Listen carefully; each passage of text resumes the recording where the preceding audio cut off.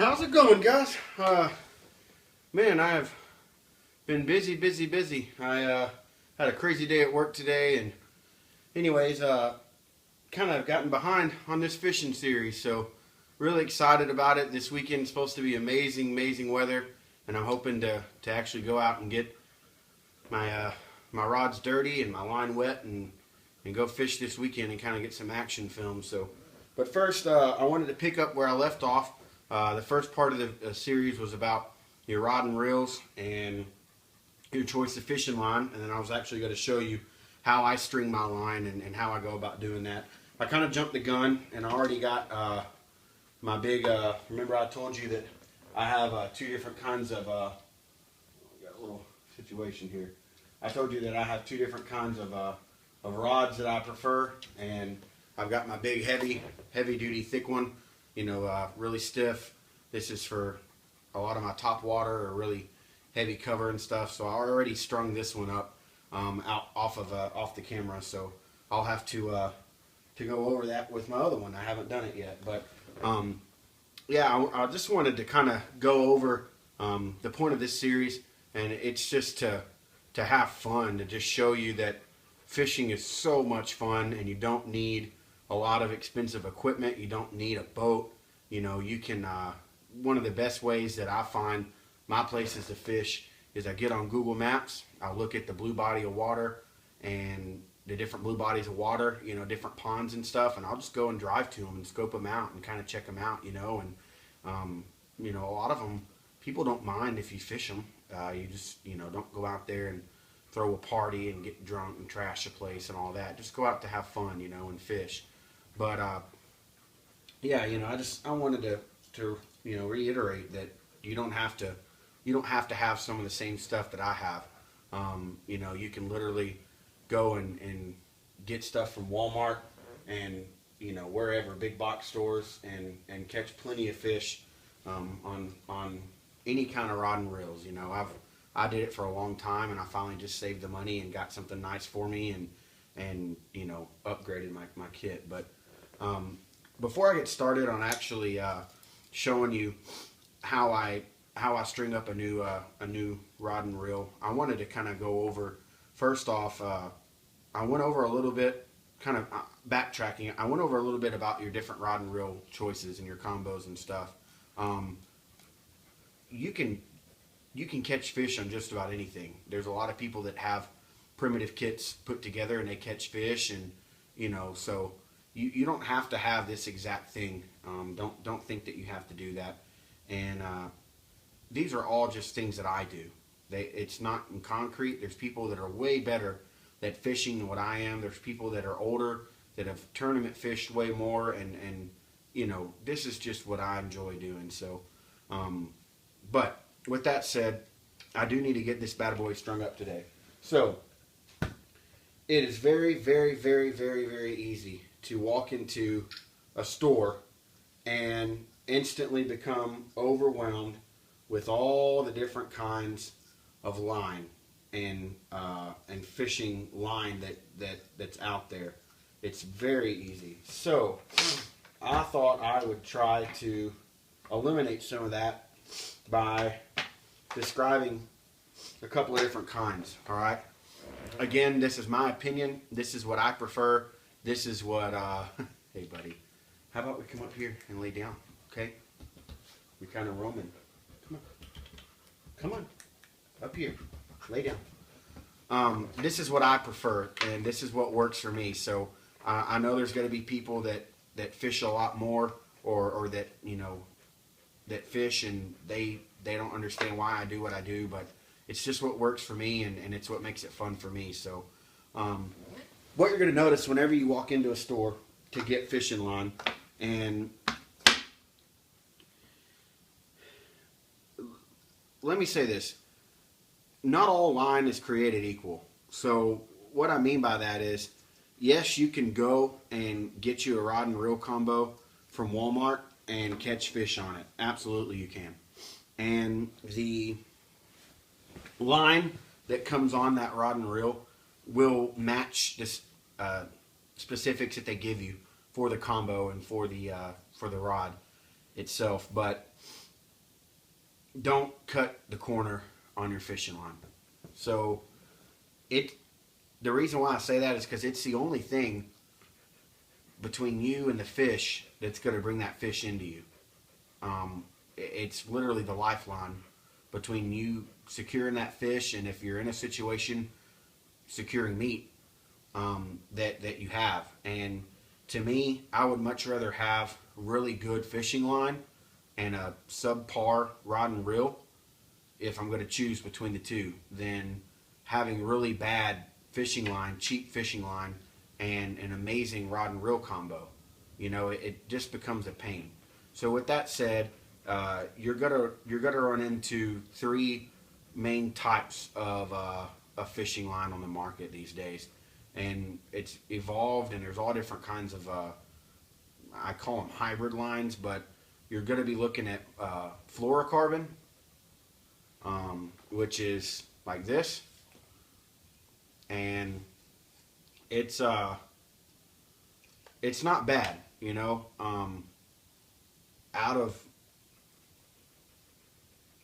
I'll go over that. So you're going to be looking at fluorocarbon, you're going to be looking at monofilament, and then you're going to be looking at braided line. Okay, so you've got all those three lines, and then from there you kind of have what I call hybrids, which is like this fire line here by Berkeley. It's supposed to be, you know, it's technically a braid, but it's supposed to be like a fluorocarbon, and in the sense of the way it feels, the way it sits in the water, it won't float, and yeah, and I've tried it before, and it's not bad. I didn't mind this that much. In fact, I probably need to give it another go.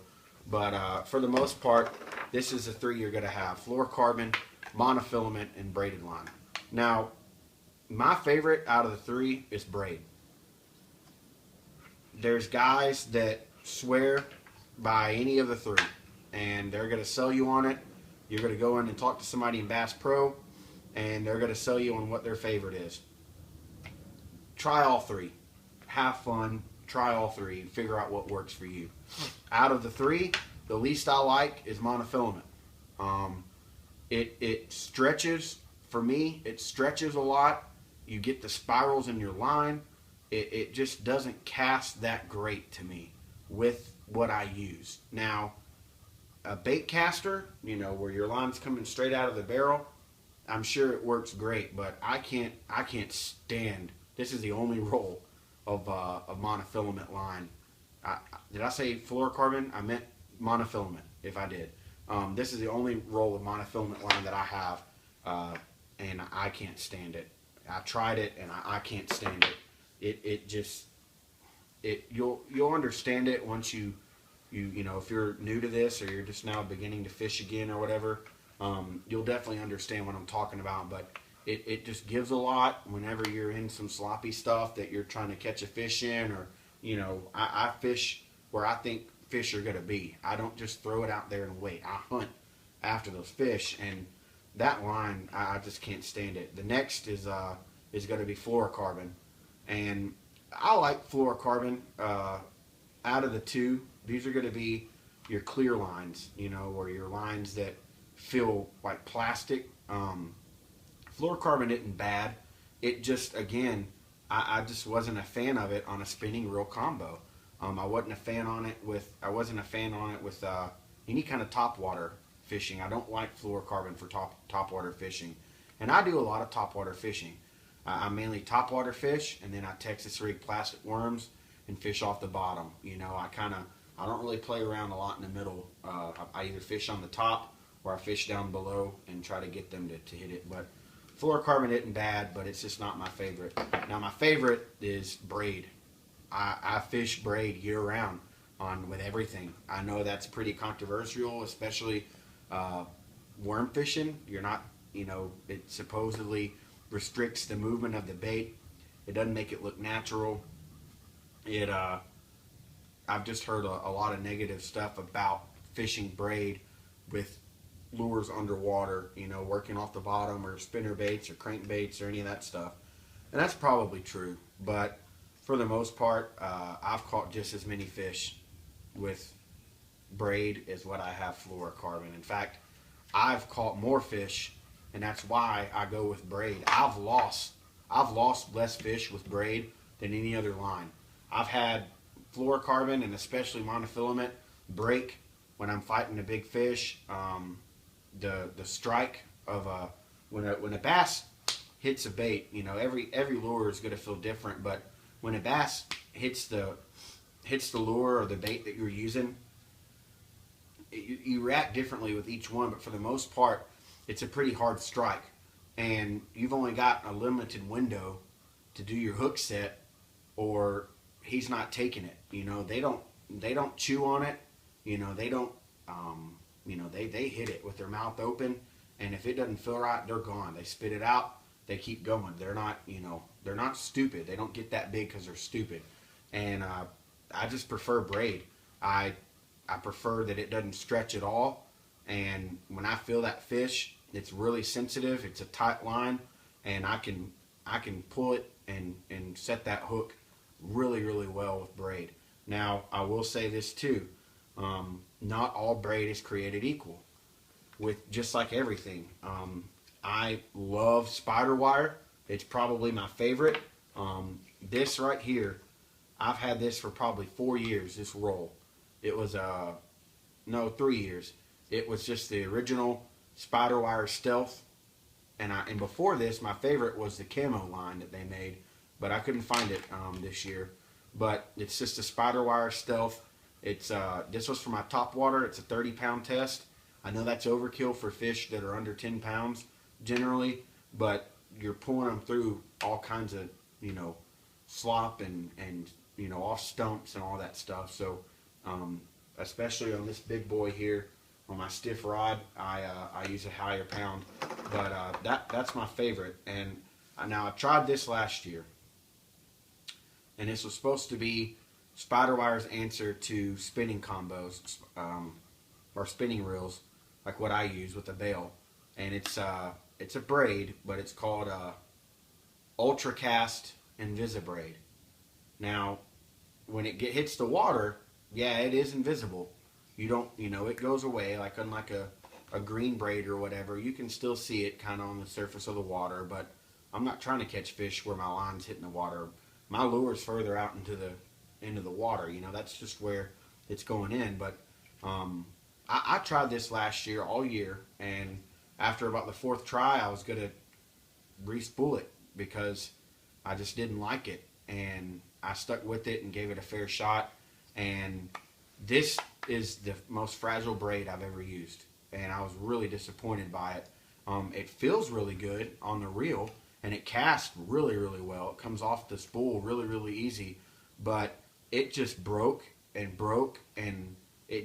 knots didn't set well on it, and it's just really, really, really disappointed by it. So I'm scrapping that, and I went back to using the Stealth, and this was their new Glow Viz braid. I really like this color, kind of a light green moss color, and read some really good reviews on it. Glows above the water, low vis below the water, and it's 30 pound, and I put that on my big stiff rod here, and I used this before and really liked it, and it was just always too expensive for me to, you know, convince myself to buy it. But there's a sale on this spool, so I went ahead and got it. But this is what I'm going to spool on my my lighter weight rod, and this is Power Pro. It's a company, and it's a braid 10-pound test, and made in the U.S. And this is the cream of the crop right here. This stuff is by far the best braid, in my opinion, on the market.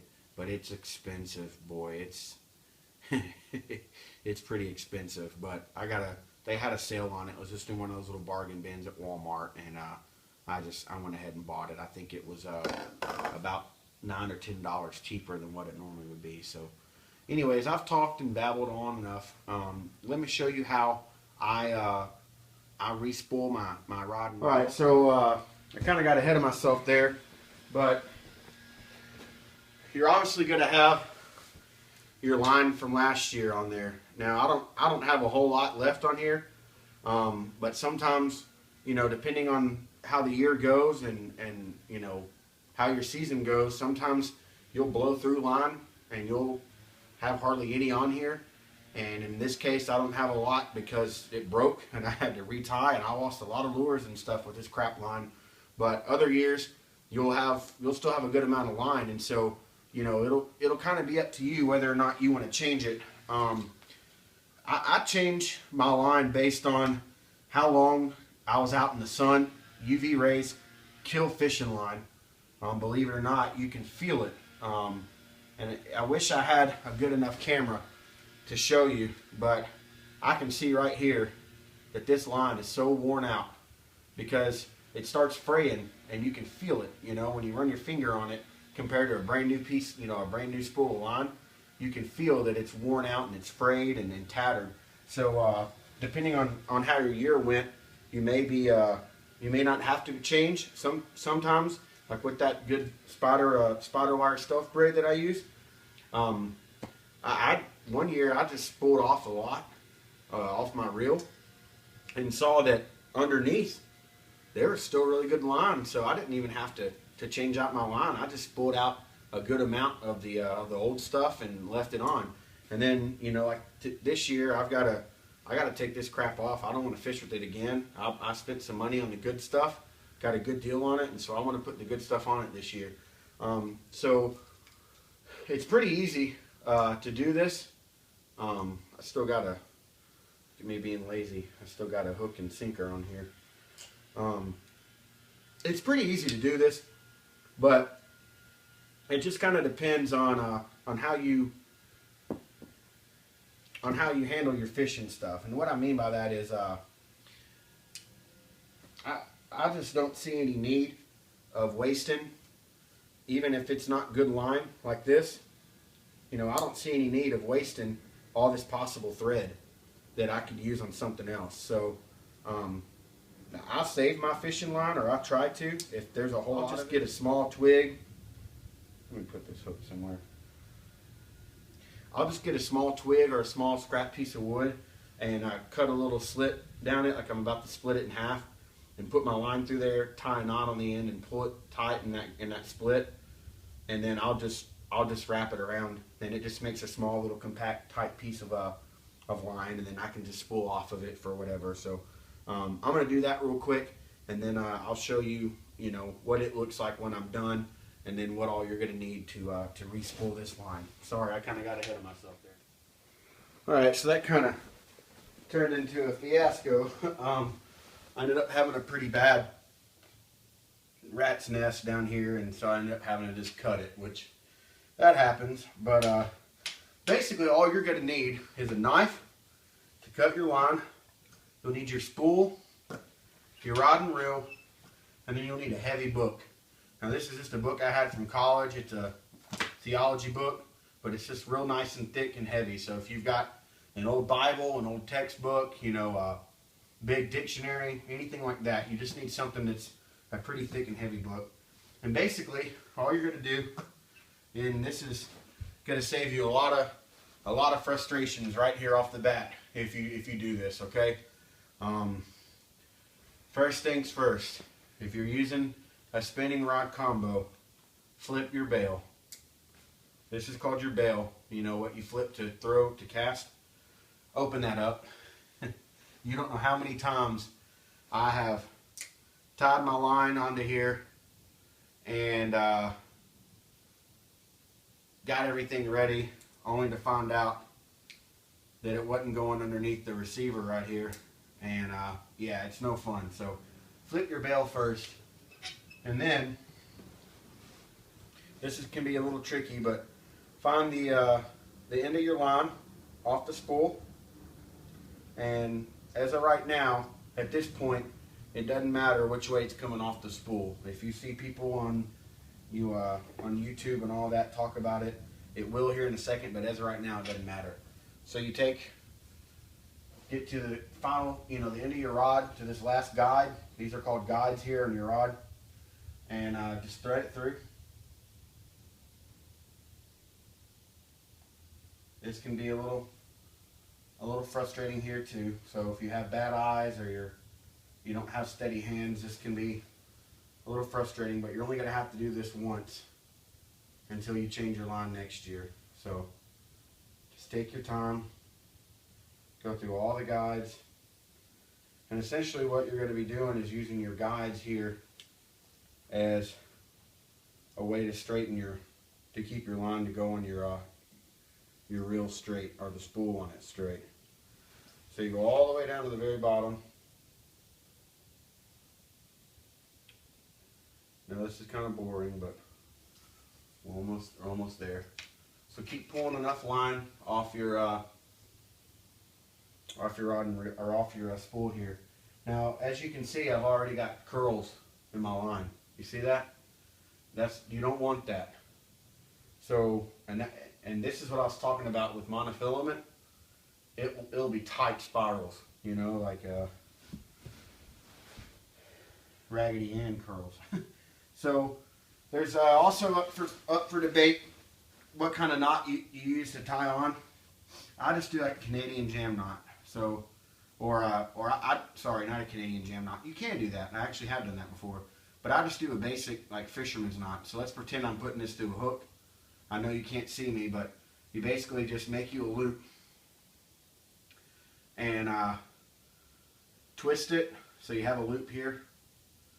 You twist it, the tag in 5 or 6 times. Okay. You take the tag end, go through the big loop, and you'll create a little small loop here, and then just put that tag in back through that small loop. Now with braided line, you got to put a little spin on it for it to lock up right. Putting moisture to it softens the braid and makes it bind on itself easier.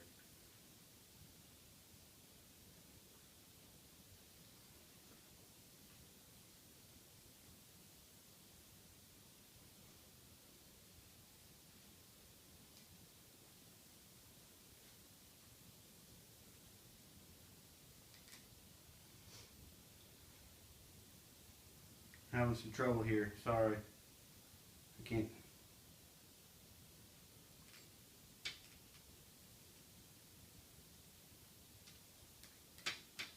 There we go.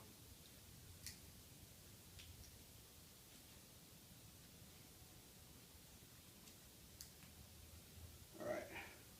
So this time I won't cut off quite as much tag.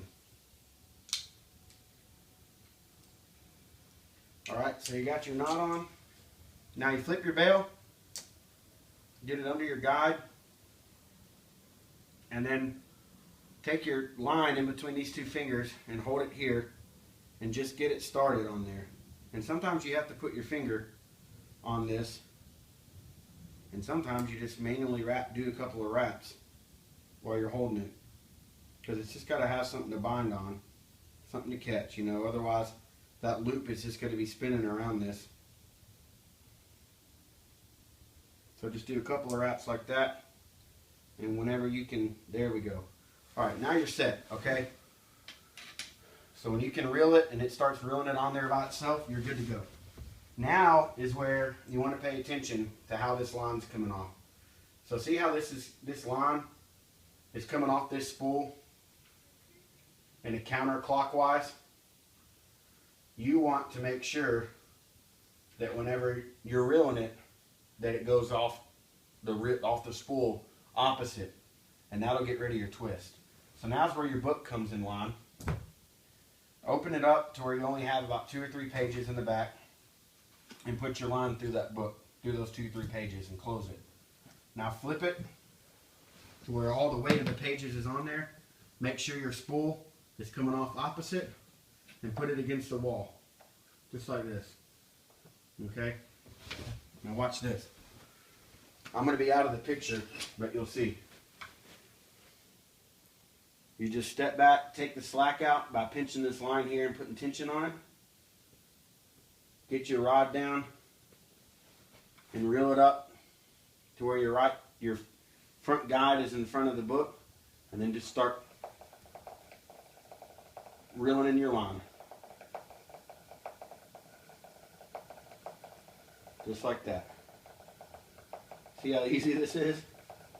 And what's happening is the weight of those pages is putting tension on that line as it's passing between them, and it's causing it to go onto your reel tight.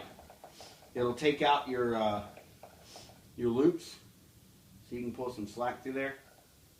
Let go of it. See how it's not looped? When you put slack in the line, and it's also making it easy for you to just reel it on.